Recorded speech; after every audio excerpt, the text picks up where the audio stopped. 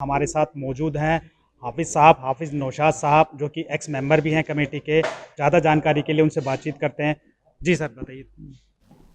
जो मौजूदा आपने अभी प्रेस कॉन्फ्रेंस की है, उसमें कई सारे आरोप लगाए हैं, उसको लेकर आपका किस बारे में जैसे बताएं। जैसे कमेटी हाँ को आपने कहा कि अवैध कमेटी है जी और जी नई जी कमेटी का हाँ गठन हो। जी जी। ऐसा है कि ये हज डिपार्टमेंट जानबूझ के एक साजिश के तहत ही पीएमओ के एक साधारण आर्डर से विदेश मंत्रालय से अल्पसंख्यक मंत्रालय में ट्रांसफ़र कराया गया, क्योंकि हज एक्ट 2002 जो बना था वो एनडीए हुकूमत में बना था और बहुत अच्छा था। अपोजिशन के सारी पार्टियों ने, किसी ने कोई विरोध नहीं किया। एनडीए की बहुमत भी नहीं थी राज्यसभा में, लेकिन बिना बहस के पास किया। इतना अच्छा आ जाएगा। कुछ चीज़ें थी जो लोकसभा में बात हुई, बाहर के वो अलग चीज़ है। लेकिन अब ये इतना बड़ा मामला एक साधारण आर्डर से ट्रांसफ़र कर लिया। ये व्यवहारिक तरीके से, ये 1959 से जो एक्ट बना वो भी हज विदेश मंत्रालय, क्योंकि विदेश में आज भी जाना है। आज भी इस साल जो वहाँ हादसा हुआ, तो विदेश मंत्रालय के प्रवक्ता ने बताया कि इतने लोग हाजी मरे हैं, हम रात में नहीं भेज सकते, ये वो। तो वही मेन है, वही काम करते हैं। ये तो बीच में आ जाए और कब्जा जमाने के लिए कब्जा जमाया, गलत काम किया, गैर कानूनी काम किया, गैर परंपरागत काम किया, ये कर रहा है जी। तो कमेटी को लेकर आपने कई सारे आरोप लगाए कि वो अवैध है, तो किस किस वजह से है, क्या है उसके पीछे? ऐसा है कि देखिए, इनको कब्जा करना था, कर लिया था। 2016 में कमेटी जो बनी थी उसमें 3 सदस्य जो है वो गैर कानूनी रखे गए थे। जो मुस्लिम कानूनदा का कोटा है, क्योंकि हज हमारा धार्मिक इदारा है, तो इसके लिए वो रखा था वो एक्ट बनाने वालों ने। तो उस कोटे में इन्होंने साधारण अपने कार्यकर्ताओं को रख लिया। उसके बाद पूरी कमेटी बना के वो नामनेट होते हैं, वो अपना उसको गड़बड़ किया। उसके बाद उसी कमेटी को 2 बार एक्सटेंशन दिया। एक बार जबकि कभी एक्सटेंशन किसी वक्त हुआ था, लेकिन बार बार एक्सटेंशन नहीं होता। एक्ट में है कि 4 माह पहले कमेटी ख़त्म होने से पहले आप बना लीजिए। तो अब इन्हें फरवरी 2019 में कमेटी बनानी थी, दूसरी नहीं बनाया। उसके बाद फरवरी 2020 में बनानी थी, नहीं बनाया। उसके बाद नहीं बनाया। मजबूरन हमने लिखा पड़ी कि फिर हम सुप्रीम कोर्ट गए। राजहज कमेटियाँ भी बहुत सी नहीं थी। उसके बाद सुप्रीम कोर्ट में जो है ये हमने रिट डाली कि कमेटी बनाया जाए। उसके बाद इन्होंने बीच में ही अपनी चालाकी से जो है एक 8 सदस्यीय कमेटी, 7 सदस्य और एक केरला से नाम मंगा लिया, 8 सदस्यीय कमेटी बनाई। और उस 8 सदस्य में 2 सदस्य ऐसे थे जो वही मुस्लिम धर्म गुरु वाले कोटे में इन्होंने, अब्दुल्ला कुट्टी एक्स मेंबर थे पार्लियामेंट के, उनको, उनके पार्टी पदाधिकारी, उनको ले लिया। और एक ज़ियाउद्दीन ज़ेवरी को ले लिया, जो शिया आलिम कोटे में, वो शिया थे भी नहीं। और उसके बाद जो है वो इस तरह से, और एक ज़फ़रुल इस्लाम साहब को लिया। ज़फ़रुल इस्लाम साहब जो है वो राज्यसभा कोटे से ले लिया। उनकी अवधि भी कम थी। जब कहीं कोई भेजा जाता है तो ये अपना इंटरनल रूल होता है कि ये कितने दिन रहेंगे, कितने दिन की ये पोस्ट है। खैर, तो वो पहले से राज्यसभा कोटे से दिसंबर 2021 में उत्तर प्रदेश हज कमेटी में वो सदस्य थे। तो दोबारा उन्हें वहाँ करने का वो भी अधिकार नहीं था। तो ये 3 उसमें गलत हो गए। तो अब आपकी क्या डिमांड मेरी है? बात सुने। उसके बाद 27/3/2003 वो उसी कमेटी को चला रहे हैं, उसी में फिर अब नाम बढ़ा रहे हैं, है ना। जैसे एक नाम वहाँ से आ रहा है, एक नाम वहाँ से, उसी कमेटी को चला रहे हैं। मेरा मानना यह है कि वो कमेटी इनलीगल है, गैर कानूनी है। आप 19 लोगों की कमेटी बनाओ जिन्हें वोट देने का अधिकार है, और उसके बाद उसमें चुनो।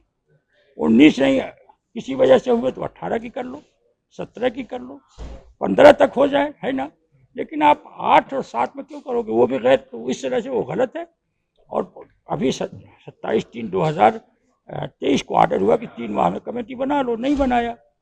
अब उसके बाद 6 महीना नहीं बनाया, फिर हमने कंटेम्प्ट किया। तो कंटेम्प्ट में जो है वो ऑर्डर हुआ है 24 आपके अप्रैल को, 29 अप्रैल को, कि 31 अगस्त के पहले आप इस सेक्शन में कमेटी बना लो। एक हलफनामा जो उसने दिया था कि क्यों नहीं बनाया, उसमें बड़ी अजीब वजह आई कि उन्होंने लिखा कि मिनिस्टर ने 2-2 3-3 बार नाम मांगा है, मिनिस्टर का खत भी है उसमें, और फिर भी लोकसभा स्पीकर ने नाम नहीं भेजा, और राज्यसभा के स्पीकर ने भी नाम नहीं भेजा। जाहिर है कि उनकी पार्टी के लोग वहाँ नहीं थे। इसलिए उन्होंने नहीं भेजा। वहाँ जाते तो वो कब्जा ख़त्म होता, तो अब वो नहीं बनाया। अब फिर वही हो रहा है। अब इन्होंने फिर जो 1 महीना बचा है, अब वो तो ज़ाहिर खाना पूरी करेंगे, वही सब दिखाएंगे, क्योंकि 3 महीने में अभी तक बनाया नहीं इन्होंने। जबकि अफसरान ने चुनाव आयुक्त को भी खत लिखा था कि हमें इजाज़त दीजिए 5 मई को। अब इतनी जल्दी थी, अब आर्डर हो गया, क्योंकि वहाँ बचने के लिए हलफनामे में दे दिया कि बड़े हम मासूम हैं, बड़े लाचार हैं, कोई हमारी सुन नहीं रहा, स्पीकर साहब नाम नहीं भेज रहे हैं, इस फला जगह से नहीं बन रही। तो ये है, अब 1 महीना बाकी है, ठीक है। हमने विपक्ष से मांग किया है कि विपक्ष जो इस वक्त अपोजिशन लीडर राहुल गांधी जी हैं, अखिलेश जी हैं, आपके ये TR बालू साहब है, अभिषेक बनर्जी है, ये सारे लोग लोकसभा में ये पूछे स्पीकर साहब से कि भाई आपने नाम क्यों नहीं भेजा। हज एक्ट 2002 का नाम था उसमें, है, आपने नाम क्यों नहीं भेजा। फिर नहीं भेजेंगे, फिर नहीं बनेगी कमेटी। तो आप ये उसके बाद राज्यसभा से भी यही मल्लिकार्जुन खड़गे जी पूछे, है ना, ये आपके संजय राउत जी पूछे, रामविलास सुमन जी पूछे, शरद पवार जी पूछे राज्यसभा में, संजय सिंह पूछे कि भाई ये क्या किया आपने, क्यों कर रहे हो, क्यों किया है, फिर आएगा फिर आप करोगे। तो ये आप समझ सकते हैं कि जिस संस्था में 3 मेंबर पार्लियामेंट में सदस्य हों, है ना, 9 हमारे इलेक्ट आमे मेंबर और 3 आलिम दीन हो, ताकि मतलब बताइए कितनी बढ़िया, कितनी अच्छी संस्था है, वहाँ क्या गड़बड़ी होगी। लेकिन जब सब आप अपने ही रख दोगे तो गड़बड़ करो, और इसीलिए नहीं है वो, ये है। तो आप जो विपक्ष के नेता, क्या उनसे मुलाकात करेंगे? हमने ज्ञापन नहीं, मैंने हाँ, हमने कुछ लोगों से मुलाकात भी की है, मेमोरेंडम भी दिया है, और कुछ लोगों से टाइम मांगा है, और हमें उम्मीद है कि सारे लोग इस मामले पे हमारी मदद करेंगे, और मदद करके इस संस्था को बचाने। जो 100 साला हमारा इदारा है, हर साल इस पे काम होना है, हमारा अरबों रुपए उसमें है, जो गड़बड़ किया जा रहा है, 3 बैंकों में रखा गया, और 6 साल जो इनका हुआ है, हज 2017, हज 2018, हज 2019, हज 2022, हज 2023, यानी 4 हज, 4 2 6 हज जो इन्होंने कराए हैं, इसकी पूरी जांच होनी चाहिए। कमेटी ने कैसे ज़मीन खरीदा, कमेटी ने कैसे जो है इतना बड़ा डेकोरेशन कराया, कमेटी ने कैसे इजाज़त दी। पूरे मिनिस्ट्री 1959 का पानी का जहाज चलता था, हज एक्ट था, किसी मिनिस्टर का नाम नहीं लिखा है वहाँ पे, कम से कम 10 जगह आपने पत्थर लगवा दिया हज हाउस में, बड़े बड़े, मिनिस्ट्री की बिल्डिंग थोड़ी है। तो क्या मतलब था, इस तरह से ये है। तो हज के दौरान जो बहुत सारे हादसे जो पेश आए, उसके पीछे क्या क्या वजह आप मानते हैं? क्या कमेटी? नहीं, वो देखिए, ऐसा है कि जब हमारी बहुत सी अच्छी चीज़ें हैं कमेटी में, जैसे हम आए तो हमने देखा कि हादसे होते हैं, तो हमने बीमा कराया 3 लाख का 2005 में। उसके बाद वो भी अभी हमने फिर लड़ाई लड़ी तो 10 लाख का हुआ। तो जब कमेटी के लोग आते हैं तो हाजियों की सुविधा की बात होती है। अब यहाँ पे सब मनमाना हो रहा है, सारी मिनिस्ट्री ने कब्जा करना नहीं चाहती, कब्जा कर लिया है, कब्जा हटाना है।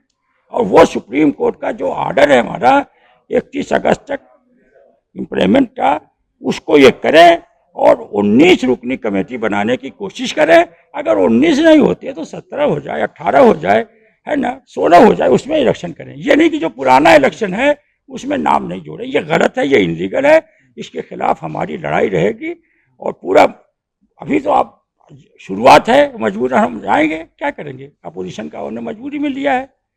ठीक है, बहुत तो ये बताइए कि जो क्या माइनॉरिटी डिपार्टमेंट जो मंत्री हैं, उनसे भी आपकी मुलाकात हुई है? नहीं, मुलाकात उनसे नहीं, मैंने बात उन्हें पत्र लिखा है, सारी चीज़ें दी हैं, वो कापी मैं आपको भी दिलवा दूंगा बच्चे से। मैंने प्राइम मिनिस्टर को भी लिखा है, उन्हें भी लिखा है, सारी चीज़ें दी हैं कि ऐसे ऐसे ये गलत है, सारे लोगों का इलेक्शन कराया जाए। लेकिन उसके बावजूद उन्होंने 19 जुलाई को एक जो है वो अधिसूचना जारी की, जो गलत जारी की है। हाँ जी, बहुत बहुत शुक्रिया। तो ये हाफिज़ नौशाद साहब थे, जो पूर्व जो मेंबर हैं हज कमेटी के, सेंट्रल हज कमेटी के। उन्होंने काफ़ी सारी अपनी बातचीत रखी।